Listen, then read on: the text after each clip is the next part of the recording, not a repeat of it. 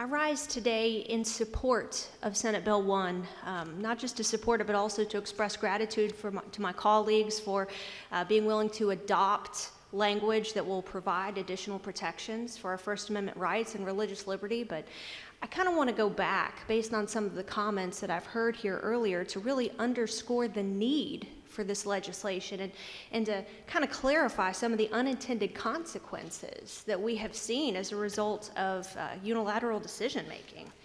You know, over the course of the past 9 months, 1.3 million Kentuckians have applied for unemployment. That is 62% of our entire workforce. And as of mid-December, 85,000 of those citizens have yet to receive the first dime of benefits that were promised to them. Many of these citizens were victims of the first economic shutdown, and yet many more have lost their jobs as a result of their employer closing their doors permanently due to the unintended consequences of unchecked executive power. Senate Bill 1 is well on its way to restoring an appropriate balance of power among co-equal branches of government. It is truly the pivotal piece of legislation that Kentuckians have been waiting for 9 months. And you know, so often, whenever we're considering bills in this chamber and in committee, we speak of the stakeholders. We speak of the groups that will be impacted, and we often tout the support of organizations who have been able to provide input, potentially through legislative agents who are paid to represent their interests.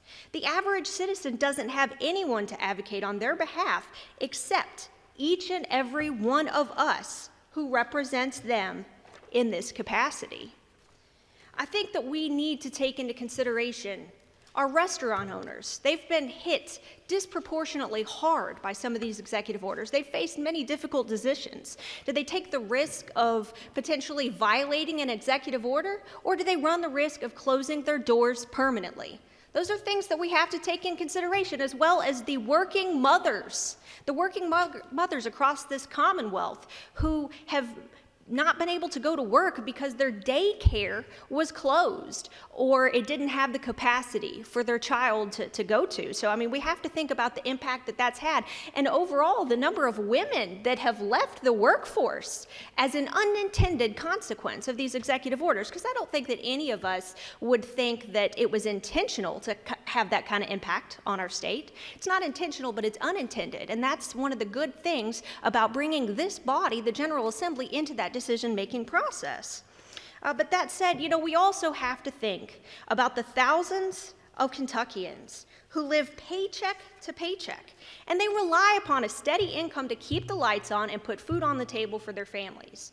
Very few of us who now have the power to make this crucial decision have missed the first paycheck as a result of these shutdowns. Very few of us can truly empathize with the devastation that unchecked executive authority has created for so many families because we haven't experienced it firsthand, other than through the countless emails and phone calls from our constituents. Now, just to kind of go back a little bit to what other states are doing and all of the conversations that have been had to this point where we arrived at the kind of changes that we wanted to make. And whenever we're talking about, is this necessary or is this an overreach for the legislative branch to want to have that restoration of power, Kentucky is one of only 3 states that has no limitation on executive power, and also that has a state legislature that cannot call itself back into session. 22 state legislatures have the ability to end a state of emergency at any time, and 36 states have the ability to call themselves into a special session. All but 6 states have limitations on emergency powers, irrespective of whether their legislature can call itself into session or not.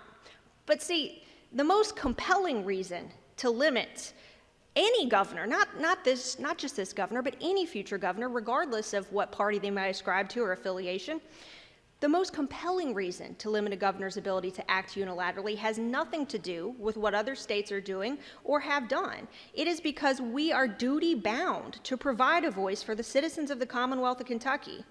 Senate Bill 1 is the General Assembly's response to citizens who are calling out for a balance of power to assure that never again are Kentucky's citizens left without a voice during a state of emergency.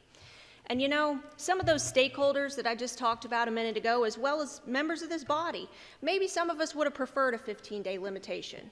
Some of us wanted the General Assembly to be able to be called back into session immediately based on some of the bills that were filed, or within a week. There's been a lot of ideas that have been thrown out there. But nevertheless, Senate Bill 1 is a pivotal component of this body's efforts to restore an appropriate balance of power, and I urge my colleagues to support it. Thank you very much.